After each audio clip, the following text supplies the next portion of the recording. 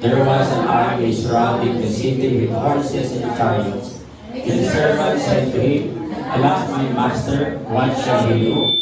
So he answered, Do not fear, for those who are with us are more than those who are with them.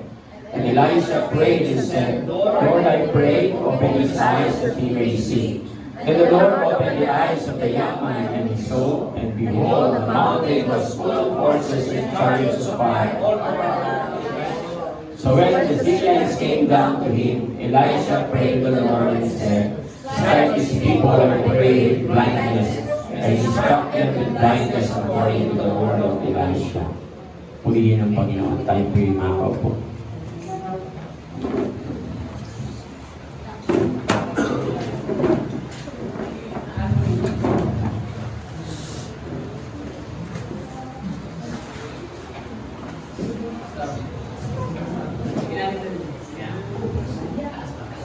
Taas na. Ayan. Okay. Ayan. Purihin po ang Panginoon. Ako po ay nagpapasalamat sa Lord bago po ako mag-preach. Kasi na-amaze lang po ako sa ginawa ng Lord. Actually, naghahanap ako ng tablet. Kasi pag nagbabiyahe, dala-dala ko yung laptop. Ang bigat eh. May nakita kami magandang klase siya, medyo mahal. No? Pero sabi ko, kailangan ko na, ang budget ko ito lang. Tinawagan ko yung aking suki sa Santa Lucia. Meron ka bang ganitong specs ng tablet? Na po pwede na akong mag-edit, lahat-lahat. Yun, binigay yung isa. Nung ginamit ko, hindi pareho. Hindi ko siya na-edit. So, nag-message ulit ako at sabi niya, meron pa akong isa, pastor, subukan mong tignan, Samsung Book 10.6. Sige, ako tignan ko yan.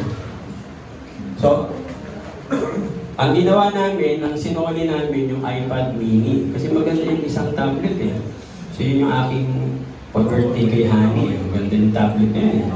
Talaga naman, dati-dati gagawin pa niya yung cellphone para lang makita niya yung mukha ng mga kliyente. Pastor, meron daw may one daw. Meron daw may one. Pastor, ako muna. Purihin ng Lord dahil yun ay kingdom favor na meron akong ganong suki. Simulang balik pa kasi si Edward talagang pagkano ba yung anak niya mayroong gadget na hindi na ginagamit, bibenta sa akin, talagpas kalahati yung presyo. Kumbaga, hindi na masama kasi ito, kung bibilin mo ito ng brand new, mga 44,000. Ang second hand, tignan ko 14,000. Eh sa halagang wala pang 20 kaya no? Dalawang tablet, isang cellphone, napakagandang klase na kay Edward. Nung makita ni Edward gusto niya dati. Kaya dahil sa kanya, isa-swap ko yung mga dati. Yung dating cellphone, sinaswap ko sa kanya, pepresyohan niya, so bawas doon sa presyo. Kaya bumaba ng bumaba, tapos si Honey, pag tumawad, kalahati. Yung 3,000, talaga namang, kung pwede lang, i-1.5 nagmamakaawa yung tindera. Pero yun, salamat sa Panginoon na yan, pagbiyahe, at isa ba nag-iipon para doon sa mas magandang klase, meron ng tab na ganito. No? And meron namang sinabi sa akin yung pastor doon sa Caloocan, nasabi niya, Pastor, kung gusto mo ng mga brand new, dito sa Victory Mall, ang presyo kalahati. Ba, yung cellphone, sabihin natin 20,000, brand new yun ha. Sa Victory Mall pala, doon sa kanila, kalahati ang... Oo. Yung nga lang, sabi niya, ang mahirap lang dito, parking. Pero siya talaga doon siya bumibili, maganda yung mga cellphone nila. Sabi ko, mag-iipon ako para punta doon at titingin ng hinahanap kong mas magandang specs. Pero ito okay na rin ito eh. Para na itong computer eh, parang yung PC na siya eh. Itong ano na ito. So, pagka makabili ako nun, isipin ko na lang kung sino pagbebentahan ko dito. Okay. Okay po, so tuloy po natin yung ating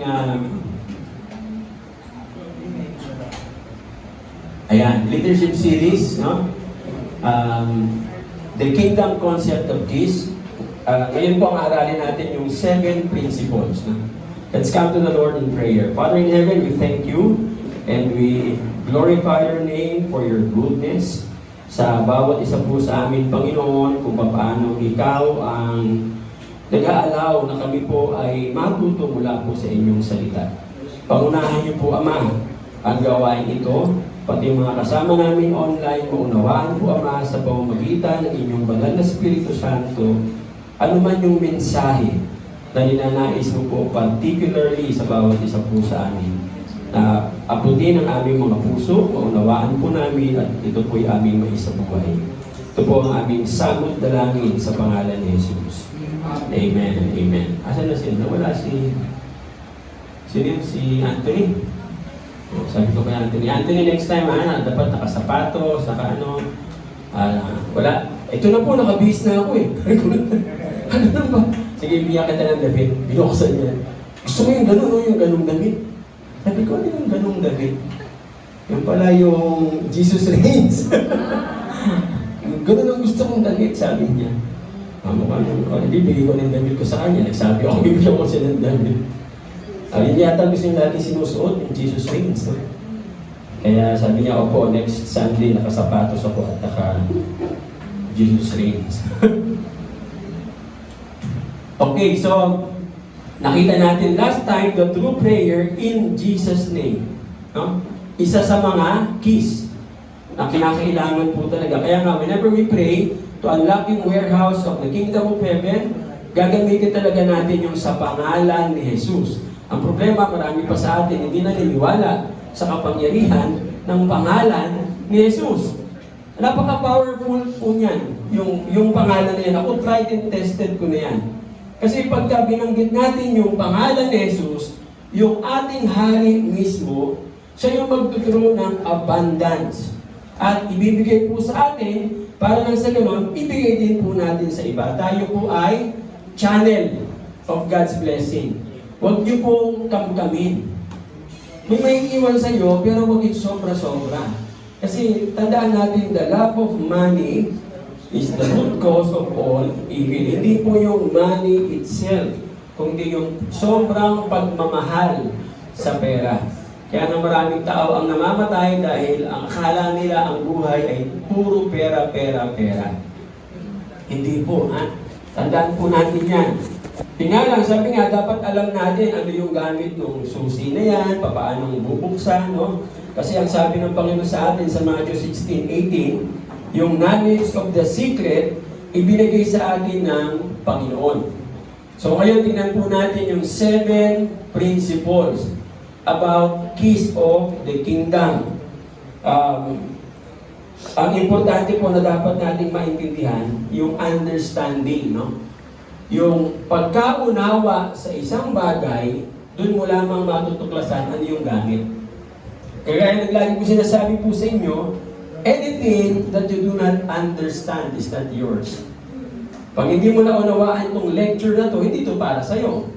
Kung sabihin, para ito sa iba, kung sino man yung makakaunawa. Kasi once we know, tandaan po natin, the moment we know yung principles behind the keys, and the moment we understand, talagang mag-work po yan for the kingdom of God. At mananagana po tayo.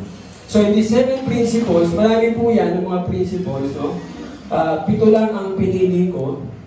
Ngayon, kung kayo ang mag-speak, gusto nyo ng 12, di gawin yung 12. Para sa akin, 7 lang. 7 lang po ako eh. Hindi na po ko na laging 7. Because there is something in 7, no? Okay. Isa-isahin po natin. Number 1. The keys represent authority. Ibig sabihin, if you possess yung key, one key of the kingdom, it means you have authority sa lugar na yan, sa bagay na yan, o kung ano man yan. Halimbawa, yung boss mo, in-entrust sa iyo yung susi ng opisina. Anong meron ka? Binigay sa'yo ng boss mo. Ito yung susi ng office, ha? Anong binigay sa'yo ng boss mo? Authority. Imagine mo, ikaw yung may authority kung kailan mo bubuksan yung office na yan at ipinagtitiwala sa iyo ng boss mo. Bakit niya ibinigay? May nakita siya sa iyo. Sa atin, ba't binigay ng Panginoon? Because of whom? Because of the faith of Peter, that upon this rock, no? The rock of faith of Peter to Jesus, that you are the Christ, the Son of the living God, I will build my ecclesia. Yung tinatawag ng mga tinawag ng Panginoon to give them the knowledge of the secrets of the kingdom of God. Bahagi po tayo doon, mga kapatid. Kaya nga po, hindi tayo basta-bastang tao. Nga lang, dahil di natin nauunawaan, kaya hanggang ngayon, namumuhay pa rin tayo ng talunan, hindi victorious. So dapat maunawaan po natin ito, no? Sabi nga yung susi sa bahay mo, anong ibig sabihin? You have authority sa bahay mo. Yung susi sa sasakyan, may authority ka sa sasakyan. Na pagka sumakay ka doon, pinon mo, ibig sabihin, makakapunta ka kung saan. Binuksan mo yung pintuan through the key, may authority ka sa bahay na yan. So yun po ang unang prinsipyo na binibigay po sa atin ng Panginoon. Sabi ng Panginoon, I am giving you the keys, hindi key. No? The keys of, hindi the keys to. Remember? Pagka the keys to, nasaan ka? Nasa labas ka pa, papasok ka pa lang. The keys of, nandun ka na sa loob. Ibig sabihin, hindi ka bibigyan ng susi ng Panginoon kung hindi ka mamamayan ng kaharian ng Panginoon. Do you have the keys? Do you have the keys? So, tanong, ginagamit nyo ba? Yun, amen. No? Sana wag po tayong magaya sa iilan kasi napakagandang gift po yan na binigay sa atin ng Panginoon. Yung keys of the kingdom, para siyang Niagara Falls. Yung nasa pagitan ng Canada at Amerika. Pagkalakas-lakas niyan, alam niyo ba yan, pag yan ay maharness at makapaggawa dyan ng, sabihin natin, dynamo, natatamaan ng falls, no? Canada at saka Amerika, kaya niyang bigyan ng kuryente. Ganun pala siya kalakas. Pero hindi siya na-harness. Hindi alam ng tao anong gagawin, paano siyang gagamitin. Somehow, ganun din po tayo mga mananampalataya. Meron tayong susi na binigay po sa atin ng Panginoon, pero yun nga lang, sabi nga, ini-scratch pa lang natin yung surface. Hindi pa natin nagagamit yung buong buo. I hope and pray na magamit natin yung authority na yan.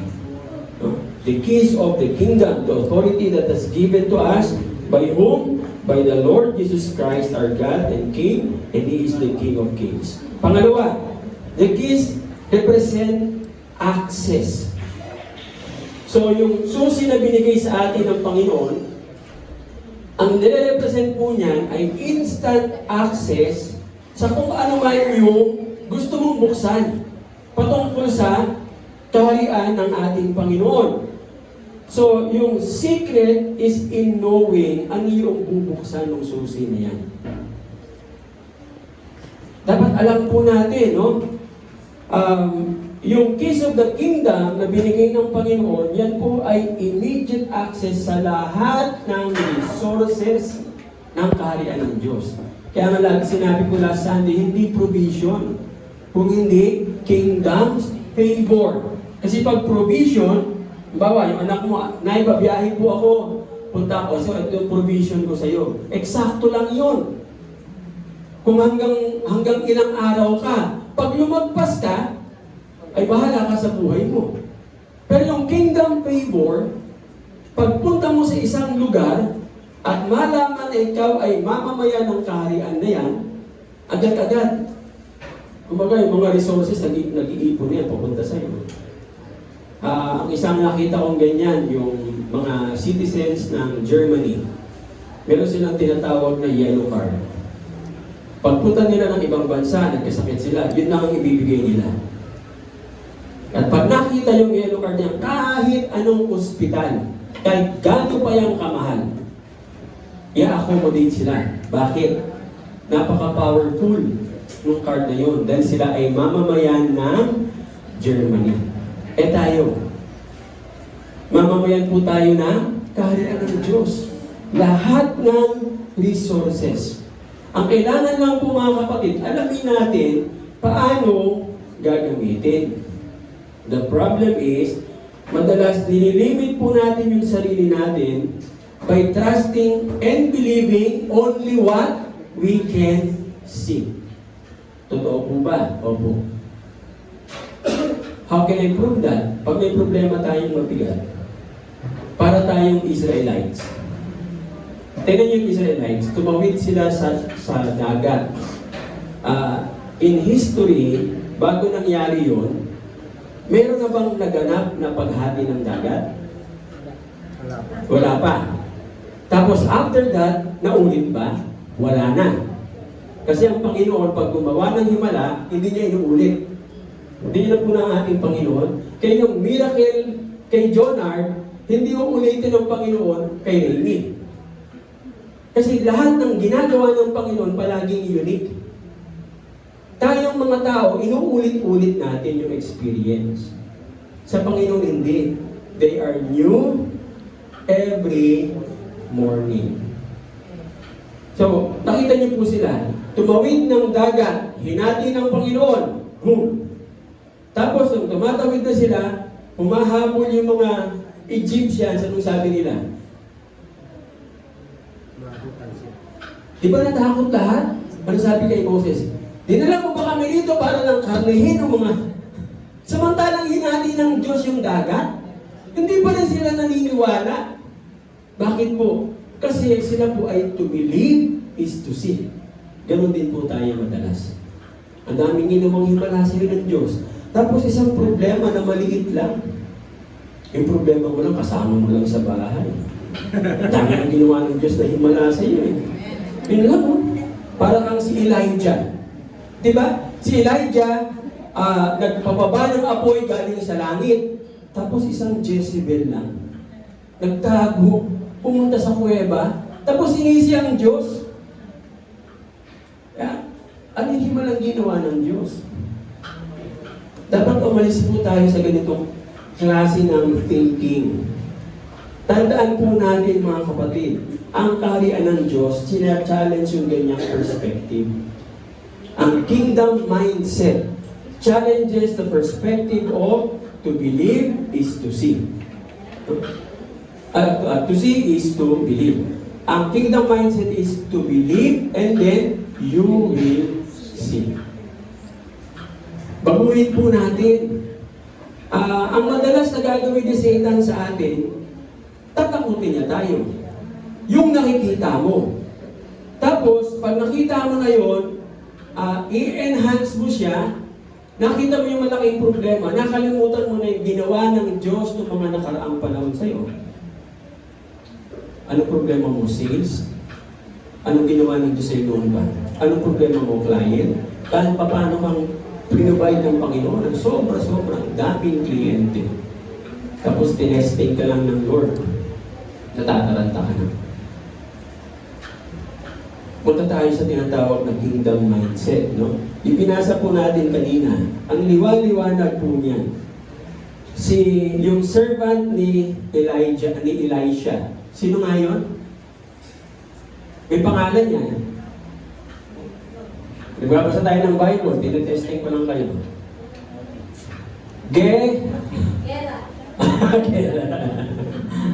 Ito yung servant na, di ba si Naaman? Gehazi. Alam mo. Di ba remember si Naaman? Sabi ni Elisha, di mo na akong bayaran. Tapos na umalis si Elisha, hinabol niya si Naaman. No? Meron bang lingid sa Diyos? Sabi niya kay Naaman, di yung boss ko, ako kumuha. Ayan, nagkaroon tuloy siya ng keto. So yun din yung servant na ito. No? Ang sabi dito, when the servant, si Gehazi, of the man of God, si Elisha, arose early and went out, ano nakita niya? Pagkadami-daming sundalo, pinapalibutan ang Jerusalem. Ngayon, ano sabi niya? Alas, my master, what shall we do? Anong thinking niyo? Working on the perspective of to see is to believe. So yung nakikita lang yan. Ano magagawa natin dyan? Syrian armies, ang dami po nun. Ano sabi ni Elijah? Do not fear. That's the starting point of faith. To believe, and then you will see. Remember si Joshua? Nung siya ay in-install na ni Moses, tatawid na sila ng Jordan River. Di po ba? Ano yung unang message ni Moses kay Joshua? Do not fear. Be strong and courageous. Do not fear. Bakit po? Kasi talagang may battle. Huwag niyong isipin na tayo mga mamamayan ng kaharian ng Diyos, sitting pretty na tayo. Hindi po, may battle. Palaging may battle. Ako nga lang sabi ko, mag-prayer tayo. Yung mga gigising ng madaling araw. Imagine niyo nung paggising ko, ang sakit-sakit ng tiyan ko. Tapos ito ko nakaumbok to. Pag kinapa ko, ganyan yung bukol. Kasi punta ako sa balkon. Nag-pray ako doon, pero masakit talaga. Nakaluhod ako, Lord, masakit po, hindi ko na po kaya. Punta ako Hanip, meron ba tayong balat ng saba? Kasi pinaalala sa akin ng Lord yung balat ng saba eh. Ang naalala ko pa nga si Brother Pete eh. Kasi nung pumunta yan sa bahay, lahat yata ng gamot ay inom ni Brother Pete noon eh. Sabi ko, inom ka nung pinaglagaan ng balat ng saba. Sabi niya, gagaling pa ako dito. Ako, in Jesus' name, gagaling ka. Sabi niya, hindi siya makakakain ng lasagna. Naparami yata ng kain ng lasagna ng araw na yun. So yun yung, wala, madaling araw, wala. Pangatlong balik ko talagang hindi ko na kaya. Umagapang na ako pupunta sa kwarto. Mayroon ba tayo? Tapos, alis sila ni Sai. Habang paano sila, I was praying, Lord, if this is the time that I will die, okay lang po, no problem. Pero pag may mission pa ako, Panginoon, buhayin mo. Maya-maya, ayaw ko, kung gaano sila kabilis, biglang pumarada sa harap. Pagkainom ko ng pinaglagaan, para ako nagdahilan. Paano ko nangyari yun? Using the key in Jesus' name, bago ko inumin. I declared, sabi ko, Panginoong Yesus, sa pangalan mo, magaling na ako. Ininom ko. Unang inom ko, naramdaman ko agad kumalma yung katawan ko kasi yung sakit ko hanggang sa ganito yata. Na parang nangihina na ako. Pangalawang inom ko, tulog. Para po akong sinuntok ni Manny Pacquiao. Nagising ako, anong oras na? Alas 6 yata. Alas 7, alis kami ni Bishop Nino.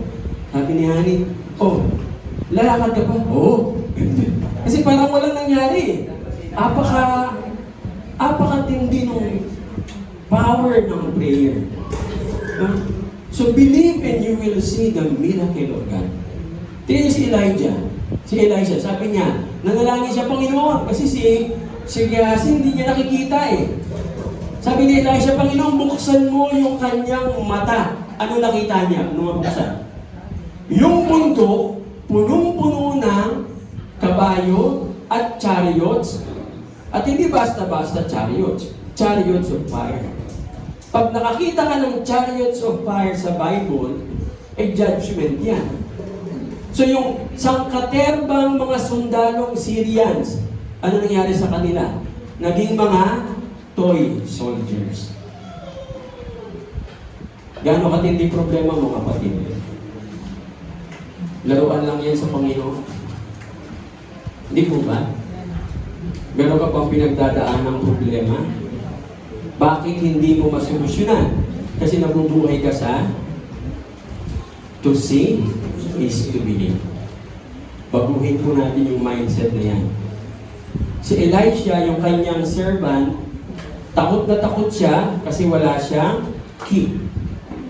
Si Elisha, he has the keys, he unlocked the heaven. Anong pinababa niya? Angelic forces. Ilan ba kayang patayin ng isang anghel? This, dalawang anghel lang siguro kailangan. Pag anong-ganon lang. Tapos na. Eh, pinalibutan pa lahat. So try to imagine anong problema meron po tayo na kayang-kayang solusyonan ng ating Panginoon. So, si Elisha, ang tinap niya yung principle na dinala siya sa sistema ng kaharian ng Diyos, kaya yung mga paganong sundalo naging mga toy soldiers. Tandaan po natin, when you have the keys of the kingdom, you have no lack and no crisis because the king is greater than the world. Hindi ka maghihirap. Kaya pag sinasabi mo ako ay mamamayan ng kaharian ng Diyos, tapos naghihirap ka, something is wrong. Yung sinasabi mo sa bibig lang, hindi nagsimula sa isipan mo na nanggaling sa Panginoon. Kasi any concept that we have in our mind, sabi sa Psalm 137, bago pa man dumating sa isip mo, alam na ng Diyos. Siya yung naglalagay niyan. Siya ang pinakadakila sa lahat. And you have the keys, at ang buhay mo ay hirap na hirap, something is wrong with your faith. Nasaan ka? Nandun ka pa rin sa to see is to believe. Have faith in God. No? Tandaan natin, tayo ay tinuruan ng Panginoong Yesus to walk in that kind of authority. Yung ganung klase ng access, itinuro mo sa atin ng Panginoon sa pamamagitan ng buhay niya nung natin dito sa mundo. Makita niyo kung paano mga access ng Lord. Sabi ni Peter, Panginoon, wala po tayong pangbayad sa tax. Ano sabi ng Panginoon? Punta ka sa ilog. Sasalubungin ka ng isda. May laman na gold. Bakit alam niya? Kasi alam niya i-operate yung keys of the kingdom of heaven on earth. Huwag niyo sabihin sa akin, di, Diyos siya. Nung gawin ng Panginoon yun, Diyos siya. Kung pwede ba yun? Halimbawa, kung ginawa ng Panginoon yun, doon sa level ng pagiging Diyos, sa tingin nyo kaya, magagawa niya yung bagay na yun? Hindi. Bakit hindi? Because when Christ came on earth, ano ang dapat na maging buhay niya? Tao, totoo. Philippians chapter 2, liwaliwanag po nun. Although meron siyang kapangyarihan, hindi niya in-exercise. Pinili niyang mamuhay kagaya natin ng mga makasalanan. Ang yun nga lang, kaibahan, wala siyang kasalanan at kailanman hindi siya nagkasala. Amen? So, pangalawa pa lang po yan. Pangatlo, na susi na binigay ko na principle about keys. Keys represent ownership. Ibig sabihin, yung possession ng susi na binigay sa inyo ng Panginoon is de facto. Ibig sabihin, factual. No? Kaya nga, kaleidas. No? Keys now. Nandiyan dyan. Binigay sa inyo ng Panginoon. At anuman yung gamit niya na bubuksan, mabubuksan mo. Kaya nga mga kapatid, whenever we possess the keys of the kingdom, meron tayong ownership of heaven on earth. Ano ang meron sa langit na wala sa lupa, maibababa po natin yan.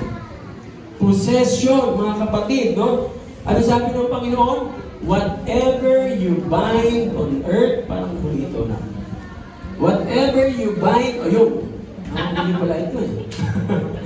Whatever you bind on earth will be bound in heaven, and whatever you loose on earth will be loosed in heaven.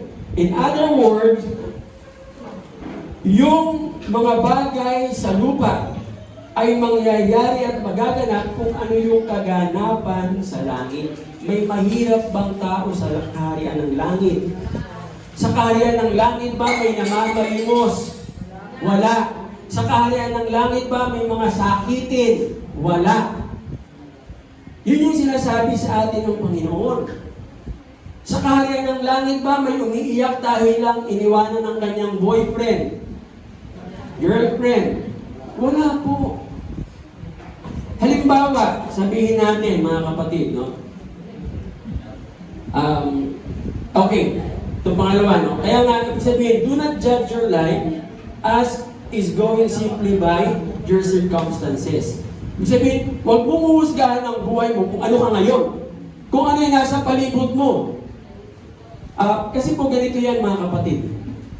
Ang isang mamamayan ng kaharian ng langit, ang iingatan ninyo ay yung laman ng isip mo. Why?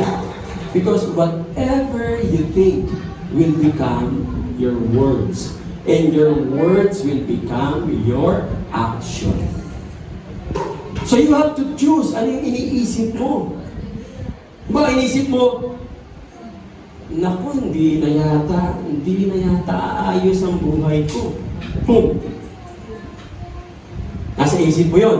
May nagtanong siya, kumusta ang buhay mo? Hindi na aayos ang buhay ko eh. Naging salita mo na. Dahil naisalita mo siya, gano'n ka-powerful ang word. Napaka-powerful niyan. So anong gagawin ng katawan mo? Yung katawan mo ngayon, tatama rin na.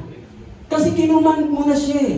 Sinabi mo na, walang kapangyarihan, wala nang pagbabago. So higa ka na lang ng higa, tulog ng tulog, hanggang mamatay ka na. Kaya huwag natin sabihin yung anak ko, wala nang pagbabago yan. Piliin ninyo yung iisipin. Kasi anything that we think, yun yung nagiging salita natin. May nakasama nga ako dati na programmer yun eh. Naging member sa GCF dito sa Ortigas. No? Bilib ako sa batang yun. Ngayon nasa Germany yun eh. Consultant. Ng isang kumpanya ng computer yata, parang gano'n. Laki ng sweldo. Hindi ba yan? Yung batang yun, kunyari nasira yung computer. Pinadala na sa lahat, hindi na gagawa. Pag sasabihin ko sa kanya, wala eh, lahat na yata, pinadala ko na to, pero hindi nila masolusyonan eh. Ano sabihin niya? Pastor, gawa lang ng tao yan. Hindi siya mag-isip ha. Yung iba, pag sinabi ko, hindi ko na siya ma-open, sasabihin ng technician, wala na pong pag-asa yan. Hindi rin niya alam solusyonan. Kasi yung utak niya, sinabi ka agad, in-announce na niya, walang pag-asa, so yung hindi na siya mag-ooperate. On the level na ano yung pwede pang ma-discover. Pero siya lagi niya sasabihin, Pastor, gawa lang ng tao yan. Iwan mo sa akin, iwan ko sa kanya. O mga ilang araw yan, 2 to 3 days, sigurado ka? Opo, Pastor. Minsan, isang araw pa lang tatawagan na ako, Pastor, okay na yung computer mo. Bakit niya nagagawa? Kasi pinipili niya yung iisipin niya. Halimbawa, mga kapatid, naglagay ako dito ng halimbawa. Suppose, ikaw ay na-late off sa trabaho. No? O kaya naman, ano ba? Yung business mo, nagsisimula mag-suffer financially. O kaya naman, yung partner mo sa makabilang bahay. Sana sa makabilang buhay na lang. No? Ang tanong, ito ang mabigat na tanong. Anong gagawin mo? Pinagbagsakan ka ng langit at lupa. Madalas ang ginagawa ng karamihan, nangaw-ngaw. No?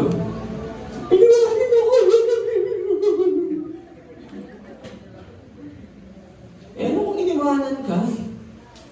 Siya lang ba ang tao sa mundo? Mahal na mahal ko siya.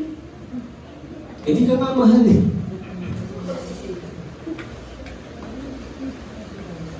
Iniwanan ka ng kaibigan mo. May mga ganyan, di ba? Magkasama kayo, elementary, high school, college, biglang naghiwalay kayo. O kaya naman, mas paborito yung isa kaysa sa'yo, ng magulang mo. Ikaw pa ay gano'n na lang ba ang buhay para sa'yo? Saan ka nabubuhay? Emosyon. Nabubuhay ka sa pisikal, hindi ka nabubuhay bilang isang mamamayan ng kaharian ng Diyos. Kung sa inyo po nangyari yan, anong gagawin nyo? O sasagot si Narens. Alam nila sagot eh, nandun doon eh.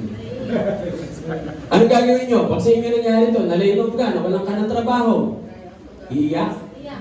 Iiyak. Iniwanan ka ng boyfriend, ng girlfriend, o ng asawa mo. Kukuha ka ng tali, ang kagaya ng ginawa ng kabataan dun sa Quezon, binigay yung anak niya sa kapitbahay, sa pinsan, naglakad, mga ilang distance, hindi na umuwi. Nung hinanap, nakabitin dun sa puno. Nagpakamatay, bakit iniwanan ng asawa? Grabe, sabi ko, sayang na buhay. No? Alam niyo kung anong gagawin niyo? Pag kayo ay mamamayan ng kalabasa kasi niya. Pag kayo ay mamamayan ng karya ng Diyos, at lahat ng bagay na ito ay nangyari sa iyo, first thing that you will do, have a party. Have a prosperity party. Bakit po? Yung hari ng langit, may ibang direksyon para sa iyo na mas maganda kung ano yung nasaan ka. Ang problema kasi natin, pag kumikita na tayo, feeling natin okay na tayo doon. Eh, hindi yun yung potential mo. Alam ng Diyos ang potential mo. Siya yung hari. Siya yung nag-create sa'yo. Akala mo ang potential mo, ikaw ay taga-tatak lang. Chay. Maghapon, di ba? Sumusweldo naman ako. No? Eh, sabi ng Panginoon, inventor ka. Huwag ka dyan. Ano gagawin ng Panginoon? Bibigyan ka niya ng crisis. Ano po ang crisis? Alam niyo po kung ano ang crisis sa Chinese? Opportunity. Oh. So whenever you have crisis, it only means to say that God is giving you an opportunity to be blessed by Him because that is your potential. Amen? Kaya huwag yung iiyak. Kliyente na wala. Mag-celebrate ka. Bakit? Ibigyan ka ng hari ng mas maganda, ng magaling na kliyente. Nagbabayad ng tama. Yung kliyente mo, hirap na hirap ka pang sinilin. Pinagsisiksikan mo yung sarili mo. Niloloko ka na nga. Ando doon ka pa rin. Eh, namatay yung kliyente mo. Umiyak ka nga, wala na akong kliyente na naman. Have a party. Tandaan niyan, any crisis, huwag tayong matatakot, huwag tayong malulungkot, tawagin yung mga kaibigan, let's celebrate! Huwag tayo lang bakit? Ibibless ako ng aking hari. Because now I am in crisis. Mga kapatid, tandaan natin, when we own the resources of the King, kailanman hindi tayo may kipulubi. Amen? Amen? Kung ikaw ay nagmamay-ari ng ba't nag-iiyakan kayo? Influence ako rin yan. Buksan siguro natin yung pintuan dyan para hindi pumasok dito yung ano ng sibuyas. Sabi ko nga, bakit pa yung mata ko? Nakikita ko si Shiba. Buksan niya yung pintuan para lumabas yung ano ng sibuyas. Remember, we will never be poor. Tayo po lahat ay mamamayan ng kaharian ng Diyos. May mga potential kayo. At yung mga potential na yan, wala sa iba. Ikaw lang ang mayroon yan. The only thing that you need to do is to discover that. Amen? And be always in constant communication with the King through, ano yung key na yun? Prayer. Panalangin. No? Okay, pang-apat, keys represent control. So, if you possess a key to something, meron kang control. Ano ang control mo? May control ka na buksan yun at isarado. Parang ito, susi ito, di ba? So, ako yung may control, pwede kong tanggalin. Ha? Alam ko yung sinasabi ko, hindi nyo pa alam. Because I am in control. So, that's what the keys represent. Sabi nga, tinutulungan ka niyan to control the time. Sa trabaho, halimbawa, ikaw may hawak ng susi. Bahala ka kung kailan mo gustong buksan. You can open it on 8 a.m., 10 a.m., or 6 a.m., or whenever you like it. So, it gives you control over something that comes. Yung paparating pa lang sa'yo, kaya mong kontrolin. Eh, hindi mo pwede sabihin, kaya ito nangyari kasi kaya sera-sera. Whatever will be, will be. Naniniwala kayo doon? No? May isa pang sinasabi, Kasi, ano? Bahala ang Diyos. Binigyan ka nga ng dominion eh. Binigyan ka ng rulership. You have to control to your life. Huh? As long as you are submitted to the King of Kings and the Lord of Lords. Siya ang magbibigay sa atin ng guidance. Hindi siya makikialam. Hanggat hindi natin inaalaw na siya ay makialam sa buhay natin. Kaya ganyang kahalaga ang prayer. Kaya pag sinabi mong, sa relasyon na to, ako lang ang nagmamahal. Sino may kasalanan? Sino may kasalanan? Ang Diyos? Ikaw. Kasi inaalaw mo. Yung mga babaeng ginugulpi ng mga asawa, sino may kasalanan? Gobyerno? Ikaw din. Kasi pinapayagan mo. May mga lalaki o mga babae na niloloko na sila ng asawa nila, okay lang. Ha? Bakit? Di isang araw magbabago yan.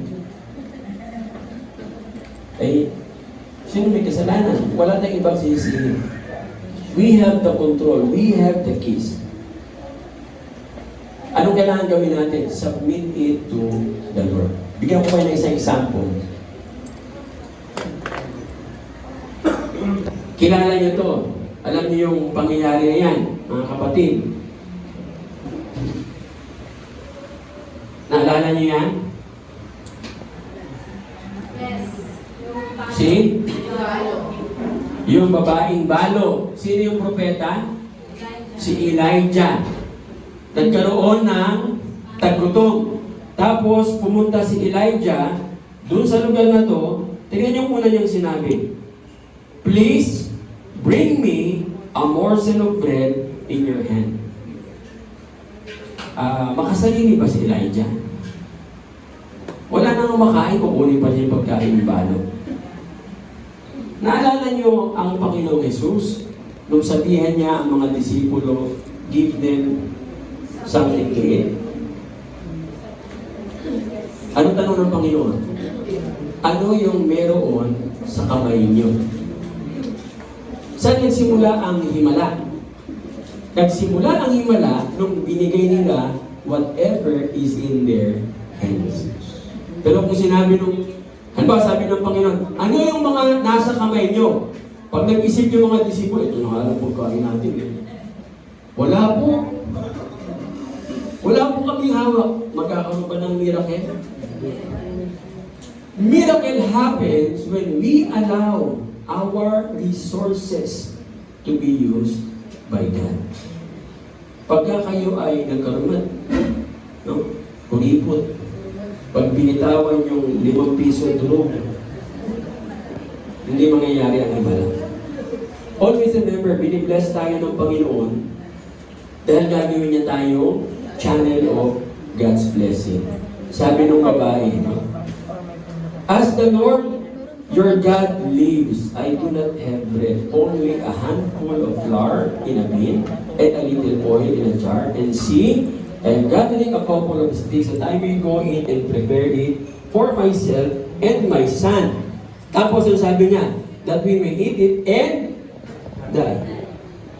To believe, to see is to believe. Pero nung sabi ni Elijah, do not fear. Yan na naman. No?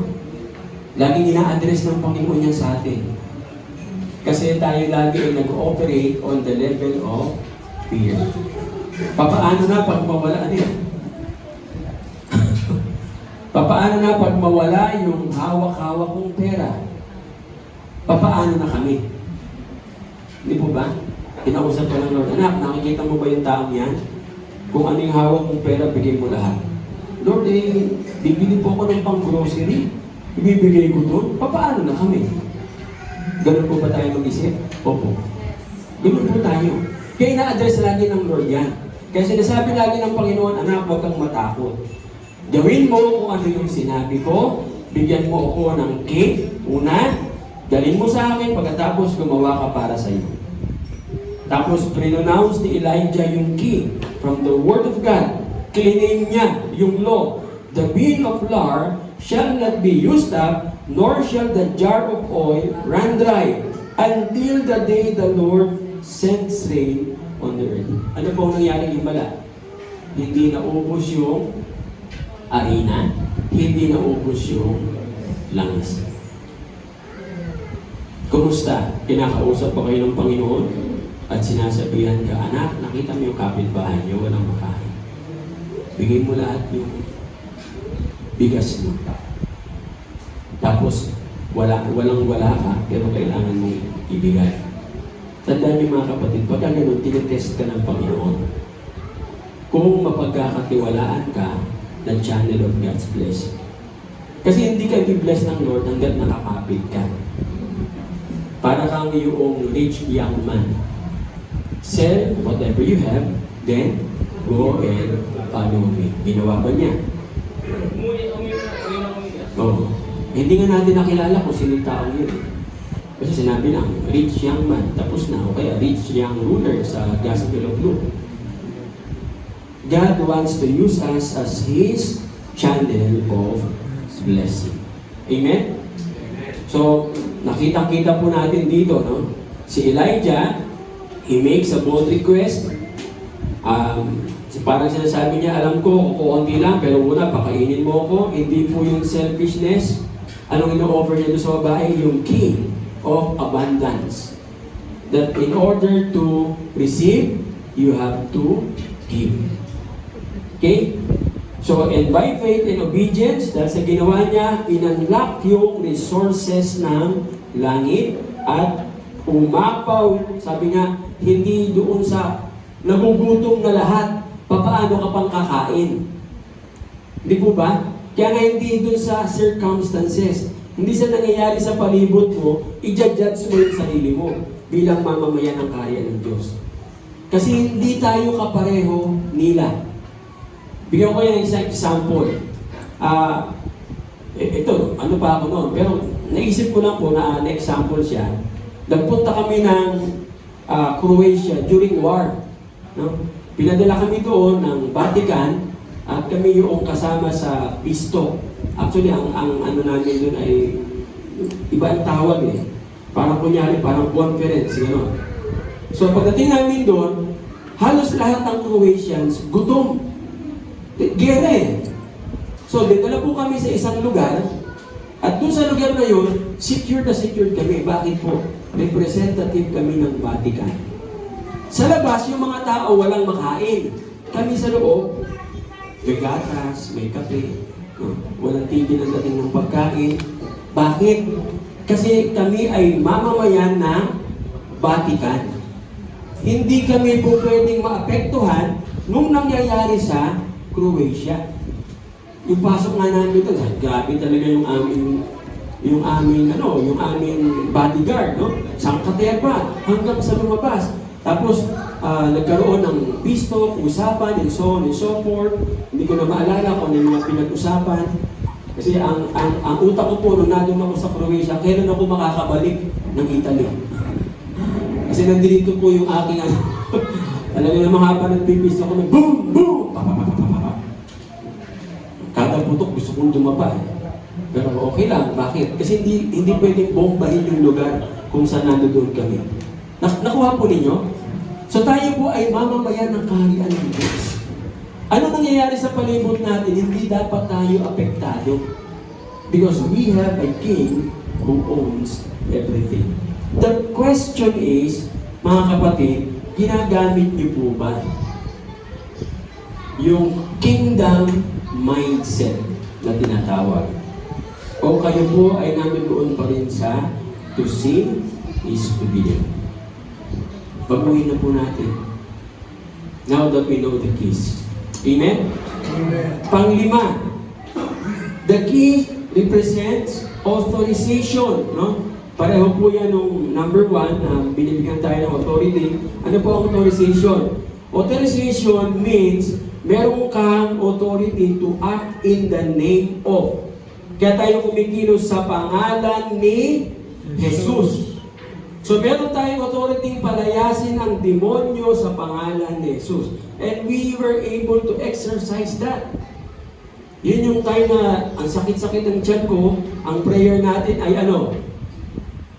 Sa pangalan ni Jesus, anuman ang ino-operate ng CERN, hindi matuloy. Kahit po gumagapang ako, nagpipray. Sabi nga ni Sister Lloyd, paano po kayo nakakapag-send ng icon? Katabi ko yung cellphone eh. Nagpipray ako. Ting! Sino to? Hindi mo pwedeng itigil because it's a battle. Hindi nakadepende kung anong kalalagayan ko. Nakadepende dun sa langit. Kailangan natin ituloy ang laban. Hindi tumitigil ang kaaway. Tandaan nyo, hindi tumitigil ang kaaway. Ano man yung plano nila, nakita nyo, nagkakatulo na sa Israel, dinera ng, binomba na ng Israel ang Iran. At ang China ay nagpiprepare na din. Ang Russia, inalaw na ang Russia ng mga Orthodox priest ng isang tinatawag na Holy War against the West. Ibig sabihin, may paspas na sila ng simbahan ng Russia. Ang sabi nung Constantine, pagka kayo ay namatay, sa langit kayong lahat pupunta because you're fighting for the Russian Church. Yes. So malakas na ang loob ni Putin. Hindi na siyang mamatay. Dahil alam niya, pag namatay siya, diretso siya sa langit. So everything is being prepared now for what? World War III. Tatanggapin ba natin yun? Hindi. Tayo ang may control. Plano nila yon. But we have the keys. And we can stop and operate on the level of faith at sabihin natin, Panginoon, kailanman hindi po yan mangyayari sa pangalan ni Jesus. We have that and we can act in the authority. No? So, yung pagbibigay po sa atin ng keys of the kingdom of heaven, binibigyan tayo ng Panginoong Jesus ng authority to influence heaven on earth. Amen? Dali natin kung anuman ang kultura ng kaharian ng langit dito sa lupa. Kaya nga sabi ng Panginoon, let your kingdom come, your will be done on earth as it is in heaven. So binigyan niya tayo ng authority to act in the name of, sa pangalan ng ating Panginoong Yesus. And we can request whatever. If you remain in me and my words remain in you, ask whatever you wish. O, kita niyo po. Need ba yun? Needs? Hindi. Wish po yun. Pag sinabing wish, ano po yun? Halimbawa, kung natin ikaw, Brother Jun, ano ang wish mo sa buhay? Magkaroon ng mansion? Yan po ang wish. Farm. Farm! O, kita niyo na. O, granted na, may kalawis na eh. Pag sinabing wish, mas malaki sa pangangailangan. Eh, iba dito sa atin, sigurado kung meron nag-wish ng Ferrari, Lamborghini, no? Ano pa? Ano sabi mo, Pia? Ferrari daw, si Pia. Ferrari ang nag-wish niya. Imposible ba yun? You have the resources of the king. Huwag mong sabihin na ito lang hanap buhay ng tatay ko. Hindi. Hindi dependent sa kung ano yung hanap buhay. Hindi dependent sa kung ano yung income mo. Dependent sa resources ng kaharian ng langit. The only thing that you need to do is to operate on the level of faith. Amen? So yun po ang sinasabi po sa atin ng Panginoon. Klaro po ba yan? Sunod, na dapat po natin makita sa principle. Keys represent power. No? So, whoever gives you keys gives you power at the same time, control. Kaya huwag kang matakot sa multo. Huwag kang matakot sa ipis. Kasi mas malaki ka kaysa sa ipis. Huwag matakot sa... May kapangyarihan yung ibis eh. Ay, akin naman. Dinideclare niya kasi, di ba? Dahil dinideclare mo, yung katawan mo, pag nakakita ng ipis, nanginginig. Pero pag inisip mo, ipis lang yan. Ako nga nung bata, ang ginawa ng tatay ko sa akin, dahil takuin ako sa ipis eh. Ang ginawa ng tatay ko, humuli ng maraming ipis, tapos parang kung lalagyan yun, pinasok doon yung kamay ko, pagkatapos pinigilan niya, Talaga naman nagwawala ako, wala akong magawa. Umiyak na ako ng umiyak. Hanggang wala na. Hanggang wala naman pala yung ibig, hindi naman pala nangangagat. Pagkapanggapang lang.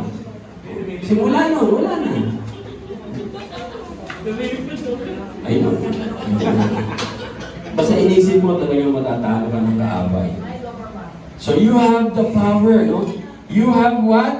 The control over whatever you possess. Kung ano man yung kinahawak-hawak mo.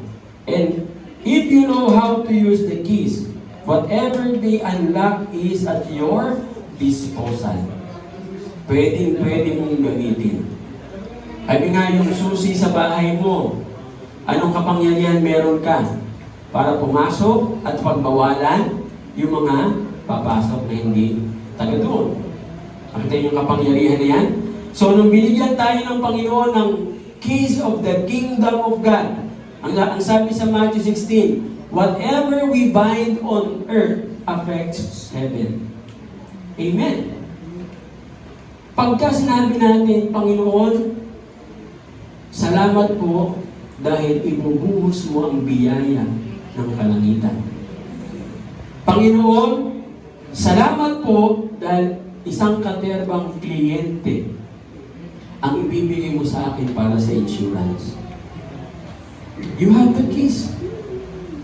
Pero pag ikaw ay natataranta, natatakot, ibig sabihin, hindi mo hawak. Hindi mo pa naiintindihan. Bigyan ko ng example, si Brother Art, nung una hindi pa niya alam gamitin yung keys of the kingdom, hanap siya ng hanap ng kliyente. Umaabot pa yan sa akin. No? Sabi ko, hanggang tinulungan ko pa nga siya doon sa harap ng gym, yung kay Dragon daw yun, Dragon letter ba yan? Pastor, i-refer mo naman ako dyan. Sabi ko, hindi ko yung kilala eh. Samahan mo lang, Pastor, i-offeran ko ng chemicals. Pakausap niya, wala din. Sabi ko, Brother Art, nag-pray ka ba? Nag-pray naman, pakunti-kunti. Sabi ko, di mag-pray ka. At kung ano man yung covenant mo sa Lord, alam niya yung kinovenant niya, palagi silang magbabasa ng Bible. Simula kay si Mia pa noon eh. Simula kay Mia hanggang kay Shelvin, kay Nicole, no? Lahat sila nagbabasa ng Bible. Ano po ang nangyari? Hindi siya naghahanap ng kliyente. Natatandaan niyo nung pandemic, na pagka nagbasa na siya ng Bible, walang tigilang ring ng cellphone. Kliyente po yun.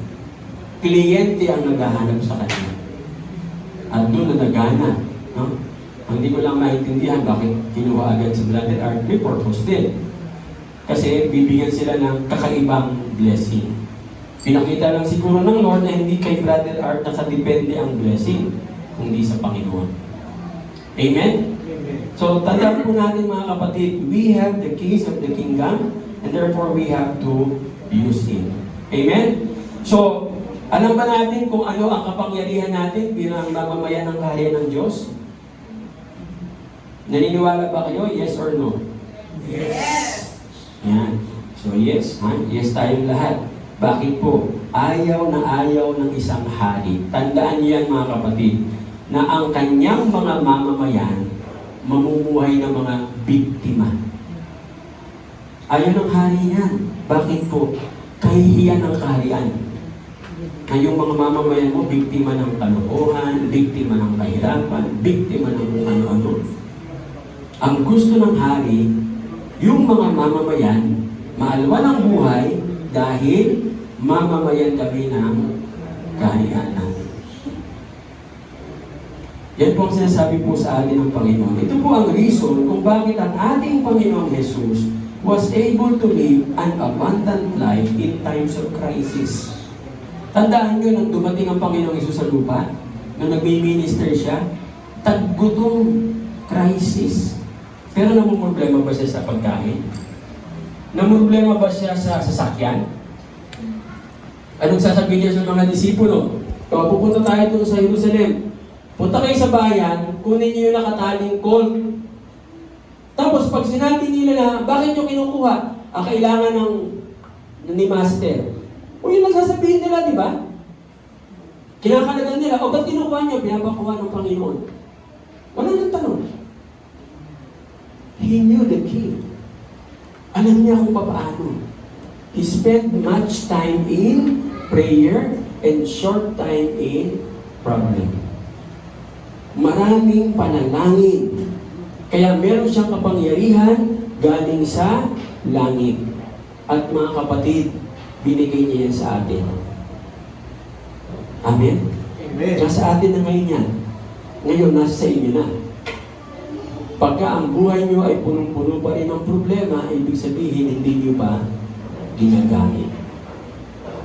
It's time to use it. Amen?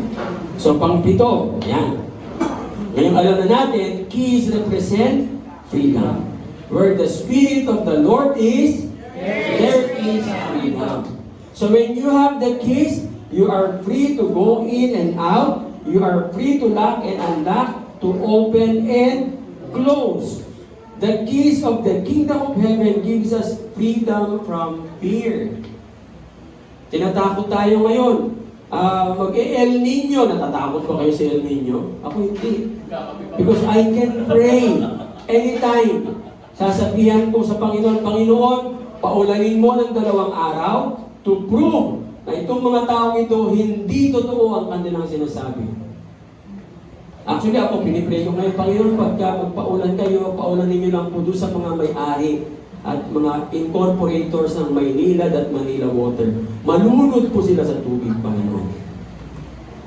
Kasi masyado silang swapang. Yung tag-init, normal yan eh. Normal ang tag-init. Ngayon, anong ginagawa po nila? Hindi yung gano'ng ka-evil itong mga taong ito. Gagamitin nila yung media. Eh, magkano ba ang media? 100,000, sasalita na yan. Mainit po ngayon. Eh, nanonood ka, oo nga, ang init. No? Pre-announce mo, di ba? Ang init, biglang bago ka manood, okay ka naman. Pero sa, ang init na. Ang init ka. Mag-ingat po sa dehydration. Ay, naku, uminom ako ng tubig. So, bago ka lumas, kailangan may bawon akong 5 galon ng tubig. Nalamas pa. Bakit ka natakot? Kanina ang galing yung suggestion kay Satan.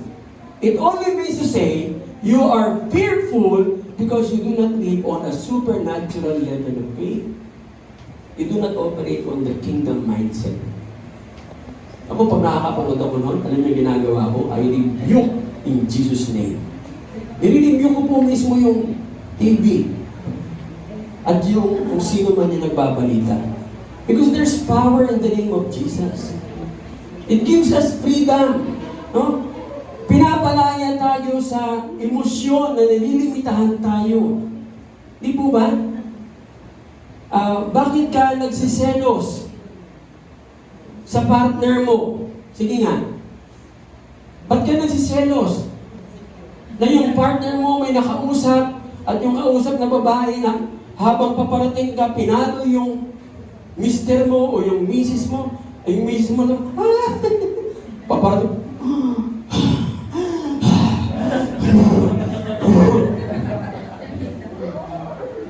limitado yung emosyon mo.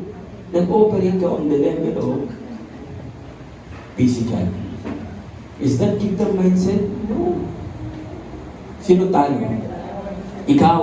Ba? Tapos na silang mag-usap, tapos pauwi na kayo ng bahay, bit-bit mo pa rin yung kausap niya. Di po ba? Para kang yung kwento ng monk, no? So yung monk, tatawid sila ng ilog. Yung ilog hanggang dibdib. Bago sila tumawid, 2 monk yun eh. May babaeng hindi makatawid, sexy. No? Sabi ng isang monk, tatawid ka ba? Eh, yung malakas, halika, isusulong kita. So sinulong niya, tawid sila sa kabila, binaba niya. Habang papunta na sila ng monastery, yung isang monk na hindi isinuong yung babae, galit na galit doon sa hindi mo ba alam na gano'n, ganito, gano'n, ganyan. Sabi ng isang monk, alam mo ikaw, kanina ko pa binaba yung babae, suong-suong mo pa rin. Di ba gano'n?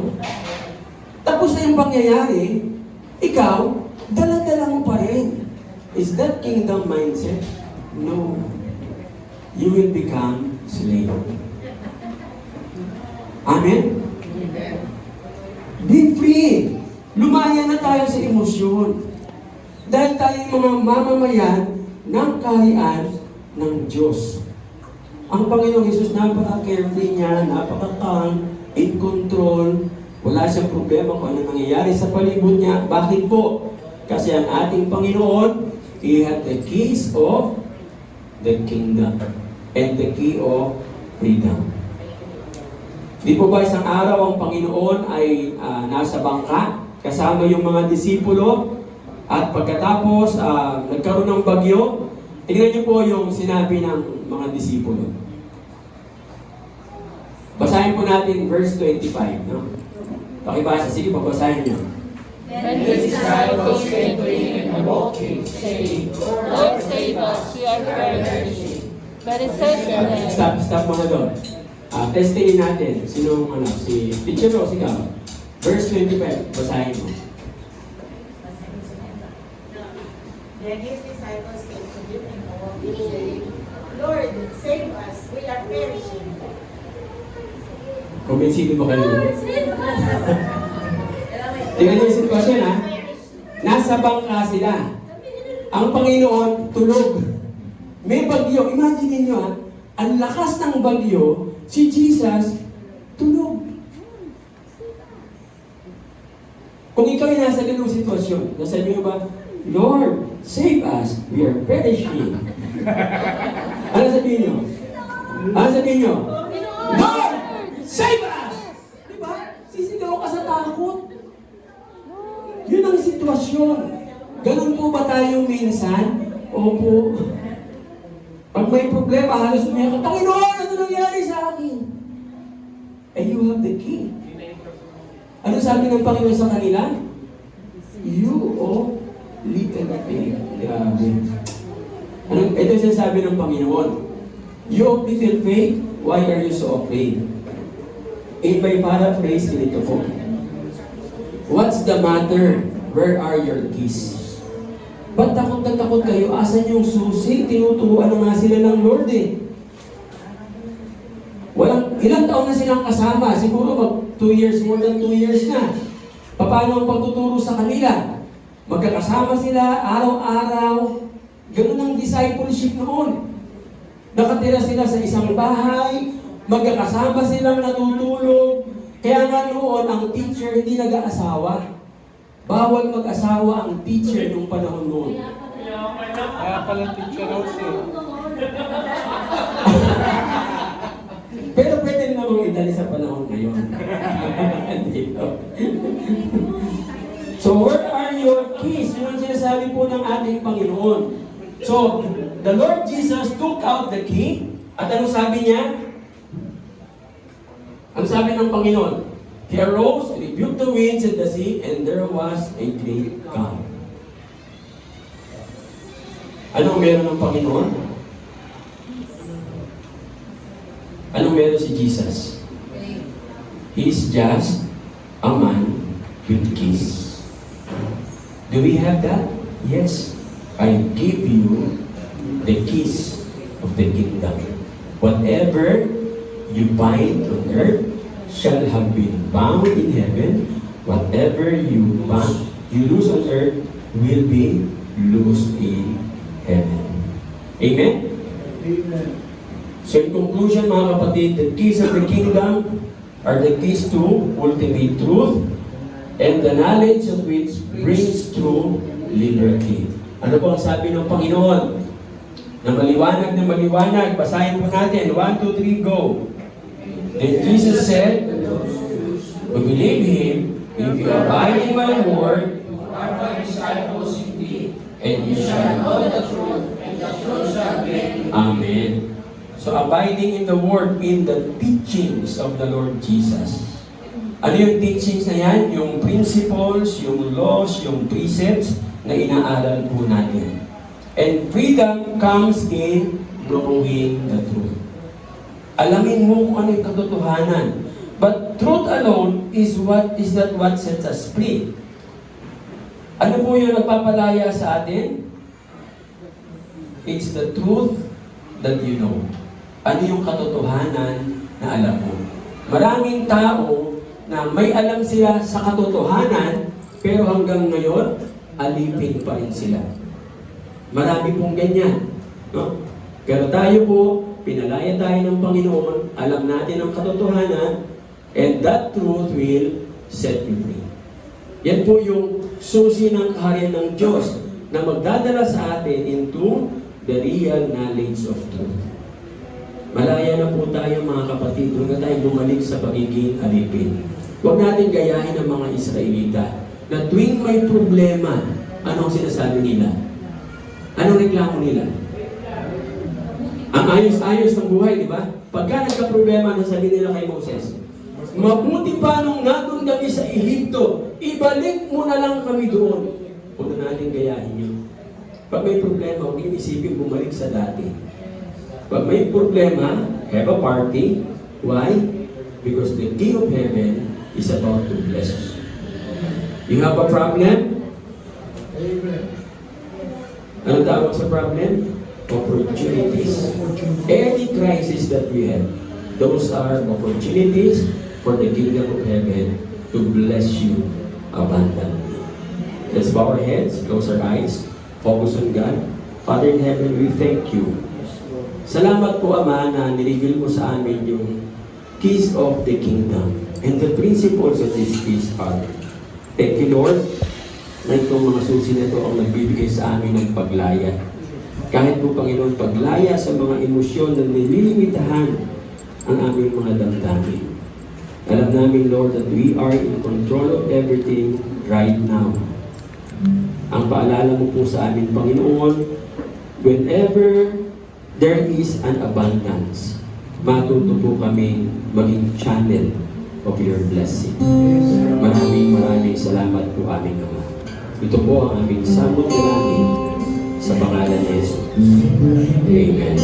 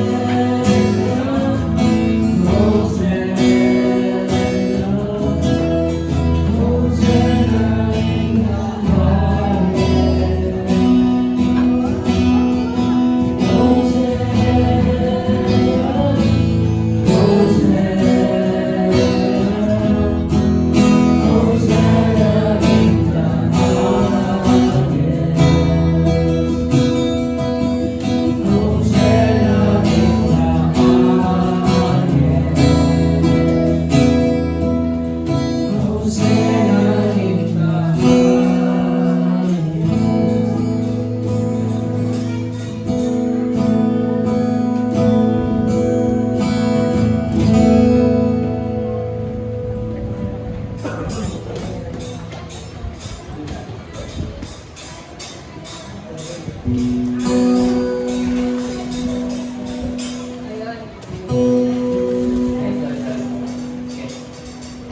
afternoon po sa ating lahat.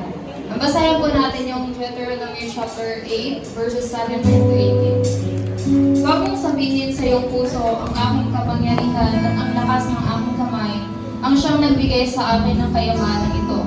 Kundi, alalahanin mo ang Panginoon mong Diyos, sapagkat siya ang nagbigay sa iyo ng kapangyarihan upang magkaroon ka ng kayamanan, upang kanyang pagtitibay ng kanyang tipan na kanyang ipinangako sa inyong mga ninuno, gaya nga sa araw na ito. So, sabi dito na siya ang nagbibigay sa iyo ng kapangyarihan upang magkaroon ka ng kayamanan. Ang Panginoon ang ating source ng lahat ng meron tayo. Siya yung author ng lahat ng bagay, siya yung creator ng lahat ng bagay, siya yung may-ari ng lahat ng meron tayo. So, kung ano man yung ginawa ng Panginoon, pag-aari niya. God has the ultimate ownership sa lahat ng posisyon natin. Tatiwala lang tayo ng Panginoon. Wala tayong pag-aari. Wala tayong masasabi natin sa mundong ito. Dahil lahat ng meron tayo ay galing sa ating Panginoon. At ina-expect ng Panginoon na i-manage natin ito in a way that will honor Him and glorify Him. Kaya kung blessed kayo, ibalik natin sa ating Panginoon. Hindi dahil kailangan ito ng ating Diyos, kundi dahil when we give, we honor Him. Every time you give, you recognize that there's higher authority than you. Every time you give, you recognize that there is a God who is worthy of honor and praise. Kaya tayo nagbibigay dahil binibigyan niya tayo. Sometimes, it's hard to give. Kasi minsan iniisip natin, hindi naman kailangan ni Lord. Or minsan, sasabihin natin, kailangan ko to eh. Next time na lang. So, alam mo ba na nung time na yon na sinasabi mo na kailangan mo yon, as in yung time na tinitest tayo, na tinitest yung faith natin sa pagbibigay natin sa Panginoon. Kasi pag nakita ng Lord na tapat yung puso natin, karapat-dapat ka sa mas malaki pang blessing. God will pour out His blessings upon you, pero kapag hindi ka din niya bibigyan. Kasi hindi ka pa good manager, hindi ka pa good steward. Giving to God is a reflection of our heart.